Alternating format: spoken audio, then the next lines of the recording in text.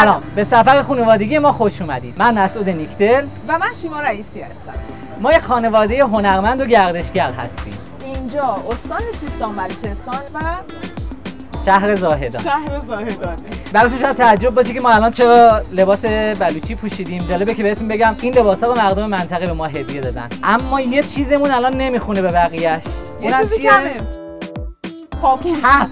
کفشامون نمیخوره به اینا. باید الان بریم برای خودمون یه پاپوش مناسب پیدا کنیم. اومدیم تو زاهدان بازار و میریم ببینیم اینجا چی پیدا میکنیم. اولا مقدم خانومان دیگه قاعدتاً. بریم ببینیم چی پیدا میکنیم. بریم.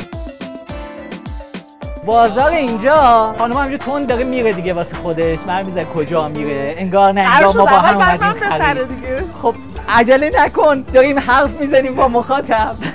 اینجا یه بازار قدیمیه که همه چی توش پیدا میشه. یعنی از طلا، اینجا سرویس بچه است کلا.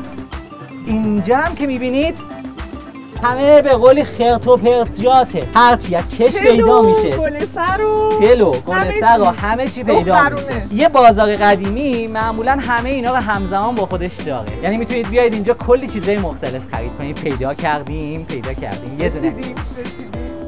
این هم یه مغازه کفش فروشی خوب. همش هم زنونه است. خوبید سلامتی؟